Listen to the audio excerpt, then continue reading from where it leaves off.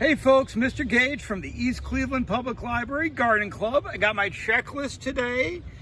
We've got a couple plant dates on here, but mostly what we're doing today, we're going to weed our beds, transfer our fertilizer from the bucket. We're going to try and uproot some of our herbs, hopefully start our sunflowers outside if we have enough soil, get our green beans planted directly in the beds, plant our nasturtiums and marigolds in our beds, transfer our herbs into our beds, and then hopefully we'll be able to start our cucumbers and flowers in our seeding trays. So that's a lot we've got to do. I'm going to try and walk you through everything, but that's our plan today.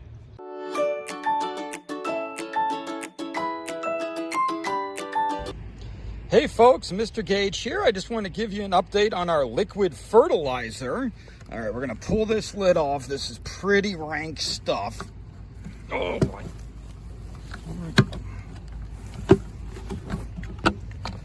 Oh boy, that is vile. That is a horrible, horrible, vile smell. But what we're going to do is just take an old bucket with some holes in the bottom and then transfer this liquid into our clean bucket here real quick, and I'll show you what it looks like after. All right, so that's all that's left of our plants. All of our weeds have just been completely kind of dissolved.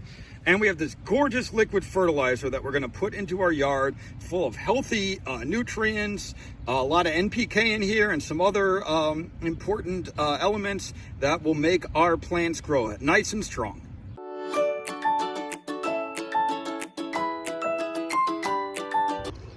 All right, folks, we're up in one of our corner gardens, and this is our cilantro. What we're going to do to keep our cilantro safe is to plant these nasturtiums around in corners. So we're just going to put nasturtiums all around the bed in corners here, and we'll plant these seeds directly into the ground, and they're going to attract hummingbirds. But in about 60 to 70 days, we're going to get like 3 to 4 foot size bushes. So these are going to go nice and big, and they're also going to prevent critters, because birds and butterflies and hummingbirds like them, but critters do not. So this is what we're going to plant to protect our cilantro.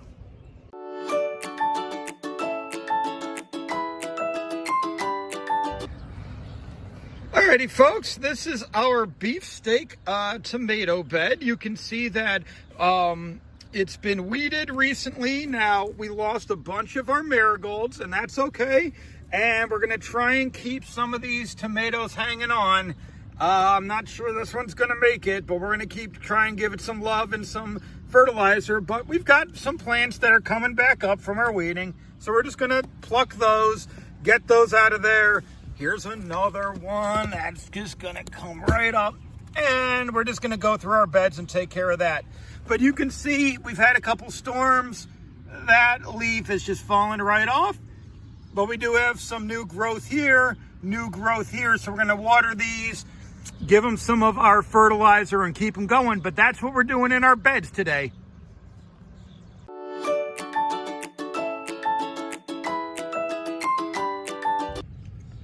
Alrighty, folks.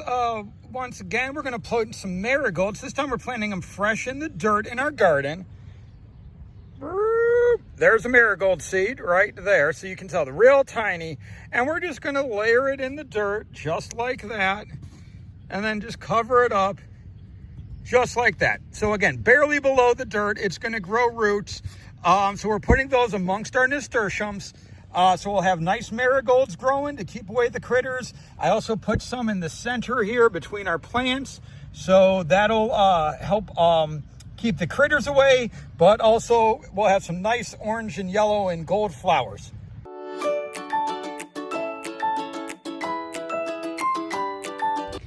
Alrighty folks, starting our new batch of weed fertilizer.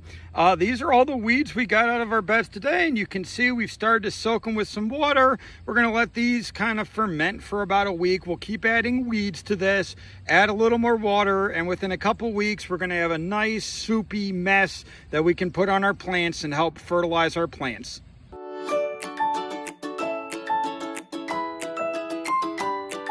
All right, folks, I'm finishing up. I just want to show you what we did. These are our beefsteak tomatoes. I put nasturtiums and marigolds around them. These are some more tomatoes, beefsteaks, and I think some yellow pears are in this bed. Again, we put nasturtiums and marigolds around those. This is our cilantro, which we surrounded with nasturtiums and marigolds.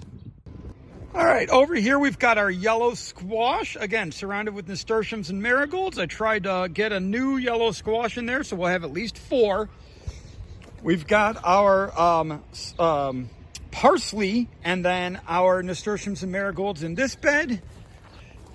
Trying to get some zucchini and yellow squash in this bed going. Again, we put nasturtiums and marigolds in here as well.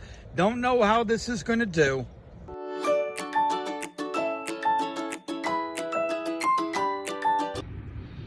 Hey folks, just wanted to show you one of our experiments that didn't do so well. This is all of our lavender, and basically what happened is we left it in Miss Green's office too long, and it got root locked, and then all the plants died. We weren't able to get them into dirt as quickly as we wanted to. We weren't able to get them into large enough pots as quickly as we wanted to.